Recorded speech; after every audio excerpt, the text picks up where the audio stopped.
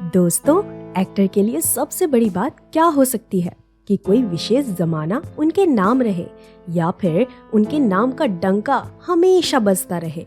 वैसे तो थिएटर ने फिल्म जगत को बहुत अजरामर कलाकार दिए हैं, पर एक कलाकार ऐसा भी आया जिसने टाइप कास्ट वाले किरदार में भी जान भर दी और उस किरदार को अमर बना दिया। चाहे वो दीवार फिल्म वाले अमिताभ बच्चन का बाप हो या फिर शोले फिल्म वाले संजीव कुमार के सर्वेंट, अद्भुत आवाज और प्रतिभाशाली कलाकारी के कारण हमेशा आदरणीय रहने वाले सत्येन कप्पू का नाम स्वर्ण अक्षरों में लिखा हुआ है। पर फिर भी हम आज उनके यादों के सफर में गुजरने वाले हैं। मैं हूँ रुशिता और स्वागत है आपका अपने चैनल में, जिसे कहते हैं biography and real life story. देखो, हम रुपया कर देते नहीं देते, हम तिजारत करते, मगर हम तुम्हारा मदद करना। सत्येंद्र शर्मा जी छोटे थे तब परिजन प्यार से उन्हें कप्पू पुकारते थे। आगे चलकर उन्होंने अपना नाम बदलकर सत्येन कप्पू कर लिया। सत्येन जी का जन्म रीतिवादी परिवार में 7 फरवरी 1931 को हुआ था। उनके परिवार का ताल्लुक हरियाणा के पानीपत से था, पर कप्पू का जन्म मुंबई में हुआ। कहा जाता है कि उनके पिताजी बुद्धिसेन शर्मा का मुंबई में आइसक्रीम की फैक्ट्री हुआ करती थी। उस फैक्ट्री का नाम था डिलाइट कुल्फी। पर कहा जाता है कि उनके परिवार का आलीशान जिंदगी का अंत कप्पू के जन्म के बाद हुआ, क्योंकि माता पिता के गुजर जाने के बाद कप्पू और उनके बड़े भाई राधेश्याम शर्मा अनाथ हो गए। इसी कारण से अन्य परिजनों ने कप्पू और राधेश्याम को हरियाणा के कुरुक्षेत्र में भेज दिया, जहां से पानीपत काफी नजदीक था। माता पिता के गुजरने के बाद कप्पू और राधेश्याम को पालने वाला भी कोई नहीं था। इसी कारण से आमदनी भी टूट चुकी थी।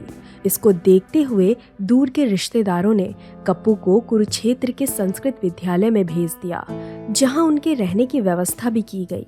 संस्कृत भाषा में पढ़ाई करते हुए उनका झुकाव नाटकों में भी होने लगा। विद्यालय द्वारा सालाना जलसा हुआ करता था, जिसमें महाभारत और रामायण के कथाओं का नाटकीय प्रदर्शन होता था, वो भी संस्कृत भाषा में। इन नाटकों को देखकर कप्पू को एहसास होने लगा कि उनमें भी अभिनय की प्रतिभा है। एक इंटरव्यू में कप्पू बताते हैं कि पढ़ाई के बाद वे पानीपत आ गए, जहां 2 साल तक उन्होंने रामलीला और जन्माष्टमी के नाटकों में सहभाग लिया। इनमें वे माता सीता और राधा का किरदार निभाते थे। इसके बाद किसी ने उन्हें कहा कि आप मुंबई चले जाओ। मुंबई आकर कप्पू ने पृथ्वीराज कपूर के पृथ्वी थिएटर में कई सारे शोज देखे, जिससे उन्हें एक्टिंग की बारीकियां समझ आने लगी।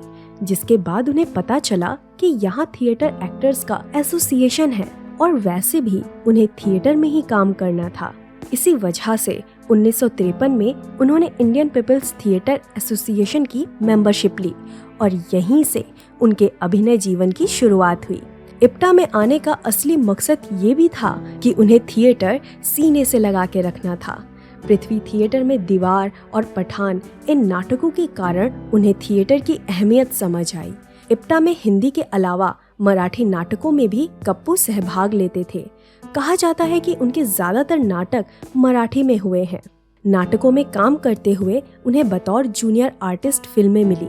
1961 में रिलीज हुई काबुली वाला में भी कप्पू जी दिखे, क्योंकि बिमल रॉय ने उन्हें सबसे पहले मौका दिया था, इसलिए वे उनके आजीवन आभारी रहे।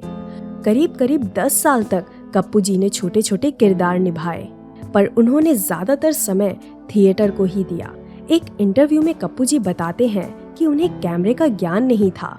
बहुत बार टेक लेने के बाद एक शॉट फाइनल किया जाता था और थिएटर में ऐसा होता था कि 100-200 दर्शक बैठे होते हैं और उनके सामने जो फर्स्ट टेक होता था वही फाइनल टेक माना जाता था। तो इसी कारण से गलती की कोई गुंजाइश नहीं होती थी।